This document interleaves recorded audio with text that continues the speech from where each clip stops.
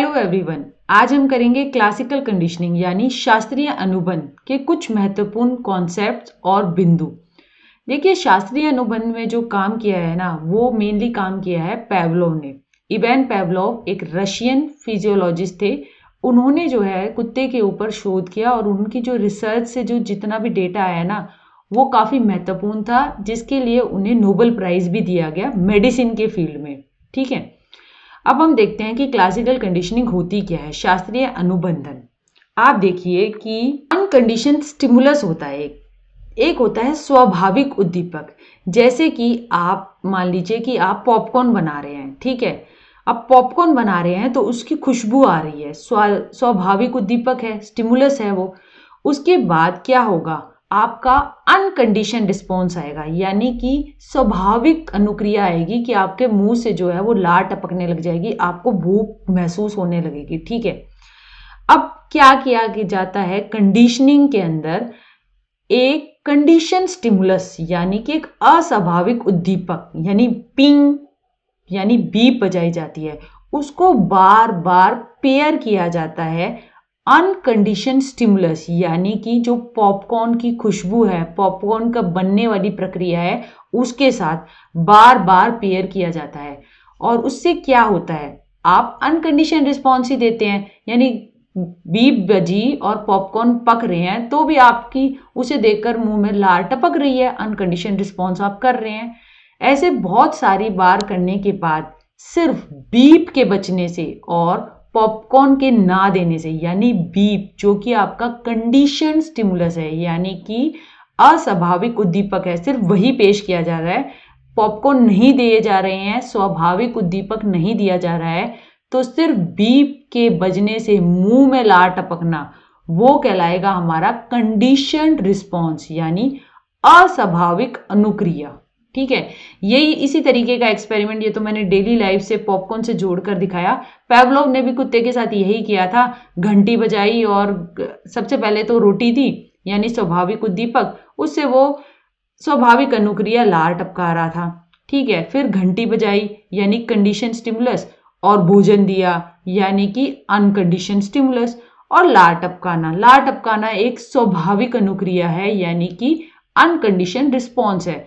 और सिर्फ घंटी के ऊपर लार टपकाना कुत्ते का, तो भाई वो एक कंडीशन स्टिमुलस के ऊपर यानी अस्वाभाविक उद्दीपक के ऊपर एक अस्वाभाविक अनुक्रिया दी उसने, यानी कि कंडीशन रिस्पॉन्स दिया।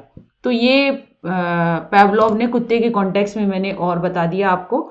अब जो है हम देखते हैं टेम्पोरल अरेंजमेंट। देखिए, टाइम के साथ अरेंजमेंट यानी कि कंडीशन स्टिमुलस और अनकंडीशन स्टिमुलस ये किस तरीके से पेश किए जाते हैं, और उससे जो आपका कंडीशन रिस्पॉन्स है यानी कि आपकी अस्वाभाविक अनुक्रिया है, वो कैसे अफेक्ट होती है, उसके बारे में थोड़ी महत्वपूर्ण बिंदु पे बात करेंगे।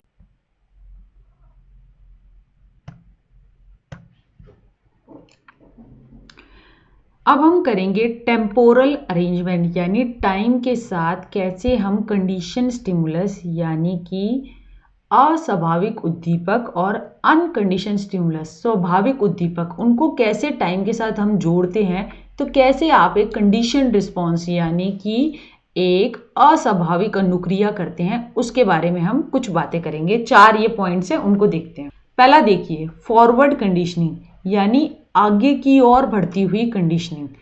आगे की ओर कंडीशनिंग कब बढ़ेगी, जब आपका एक कंडीशन स्टिमुलस पहले होगा और आपका अनकंडीशन स्टिमुलस बाद में होगा। अब एक हम एग्जांपल लेके चलते हैं कि कंडीशन स्टिमुलस है लाइट का जलना, ठीक है, और अनकंडीशन स्टिमुलस है यानी कि एक स्वाभाविक उद्दीपक है शॉक का लगना। ठीक है, तो लाइट जो है पहले केस के अंदर डिलेड कंडीशनिंग जो है, यानी कि डिलेड वर्ड आपको जैसे दिखा रहा है, यानी कि बाद में हुई है कंडीशनिंग, उसके अंदर आपने क्या किया, लाइट जला दी। ठीक है, लाइट पहले जलाई, इसलिए ये एक फॉरवर्ड कंडीशनिंग का केस हो गया। अब लाइट आपने जलाए रखी और देखिए यहाँ पे लाइट जलती हुई है, और जो आपका अनकंडीशन स्टिमुलस यानी शॉक का टाइम था, शॉक के स्टार्टिंग के टाइम में इस वाले दौरान के अंदर ये देखिए लाइट जल रही है, तो ये कहलाएगा आपका डिलेड कंडीशनिंग, यानी कि आपकी कंडीशनिंग जो है वो देर से हो रही है। दूसरा, ट्रेस कंडीशनिंग, यानी कि कुछ अवशेष शेष रह गया। ठीक है, इसके अंदर भी ये फॉरवर्ड कंडीशनिंग का केस है, यानी कि कंडीशन स्टिमुलस लाइट जो है वो पहले आ रही है, अनकंडीशन स्टिमुलस यानी कि शॉक जो है वो बाद में आ रहा है।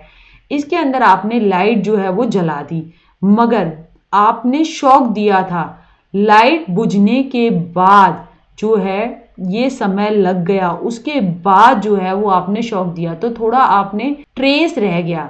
देखिए डिलेड तो ये है कि आपने लाइट बुझाई ही नहीं, लेट हो गए आप, ठीक है। इसके अंदर आपने बत्ती जो है वो पहले ही बुझा दी और उसके टाइम बाद जो है आपने शॉक दिया, तो कुछ अवशेष रह गया, तो इसलिए ये कहलाती है ट्रेस कंडीशनिंग। और जो तीसरी तरीके की होती है वो है साइमल्टेनियस कंडीशनिंग। साइमल्टेनियस कंडीशनिंग ये है यानी दोनों चीजें साथ साथ कर दी, लाइट भी जला दी और शॉक भी जला दिया, यानी कि एक आपका अस्वाभाविक उद्दीपक लाइट का जलना और एक आपका स्वाभाविक उद्दीपक शॉक का लगना, वो दोनों चीजें साथ के साथ हो रही हैं, तो वो कहलाता है आपका साइमल्टेनियस कंडीशनिंग।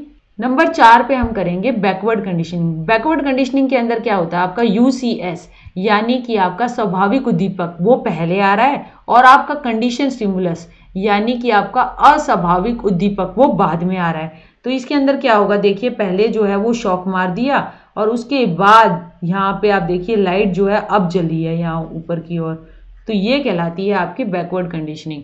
भाई देखा ये गया है ना कि सबसे बढ़िया कंडीशनिंग वो होती है जिसके अंदर आपका कंडीशन स्टिमुलस यानी कि अस्वाभाविक उद्दीपक वो पहले आता है और जब वो बिल्कुल खत्म होता है ना उसी टाइम जो है आप जो है वो अनकंडीशन स्टिमुलस यानी कि आप स्वाभाविक उद्दीपक को पेश किया जाता है। और ऐसी पेयरिंग बार बार की जाती है जिसके कारण सिर्फ कंडीशन स्टिमुलस के आने से ही यानी लाइट के जलने से ही आप जो है कंडीशन रिस्पॉन्स यानी डरना शुरू कर दो, तो वो कहलाता है, वो सबसे बढ़िया होता है और उसी पे ज़्यादा प्रिंसिपल पे काम किया गया।